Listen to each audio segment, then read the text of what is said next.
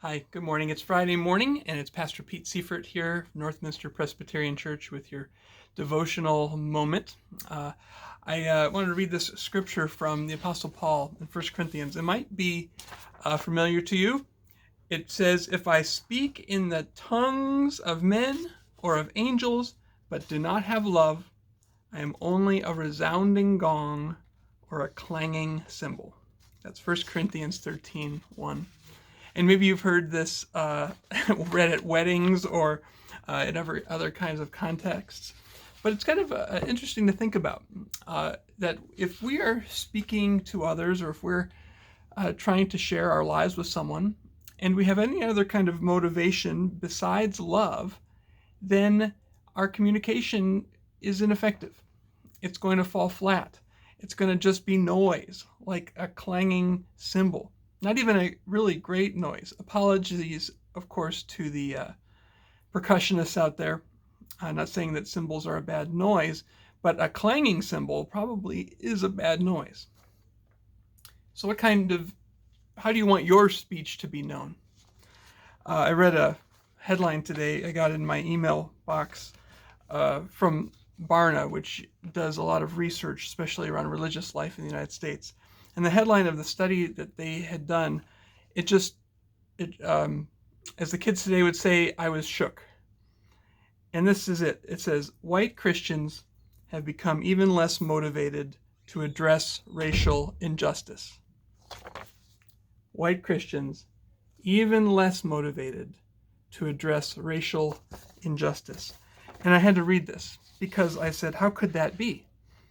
And they address the fact that in 2020, in spite of all of the news around the murders of George Floyd and Ahmaud Arbery and Breonna Taylor and the shooting of Jacob Blake, that while all of this has been in the news and it's sparked nationwide activity and protest, and people have been reading more books, that in spite of all that, there is a sense, especially among white Christians, that people are doubling down on the things that divide them rather than on what unite them. And I was shocked by this. I remember when the summer began, or when the spring began, I was very motivated at that time to be part of a group that was going to read a book about race and its effects on the justice of our nation and our society. And at the time, it was a group that was mostly filled with white people. And someone remarked that there had been an article written in one of the papers.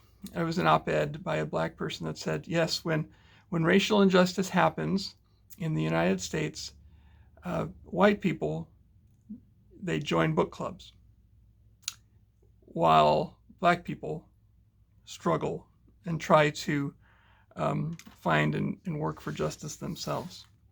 And there we were in a book club hearing this. And in some ways that might be true. It might be true that for white Christians, we're not quite sure how to practice love outside of reading a book, or getting maybe even entrenching on some of the ideas that we've had previously. Anyway, this study, if you want, let me know and I can forward you a copy of it via email. But also, I want you to know about something I've been invited to be a part of, and that's through John 17 Ministries here in Tucson. They're sponsoring these dialogue groups around race, and I'm going to be joining one this week, and I'm going to be eagerly involved in that. I'd love to be able to update you on the progress of that.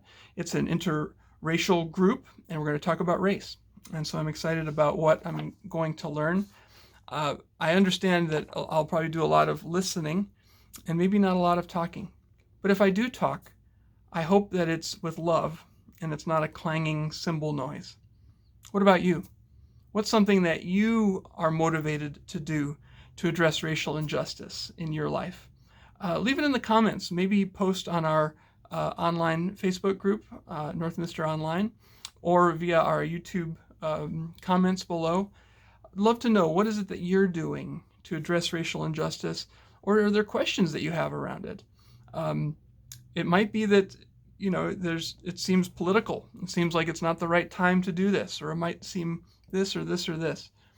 I hope, though, whatever it is that we do, that what we do is understood as loving, and that we're not noisy gongs or cymbals, but that we share the love of Christ.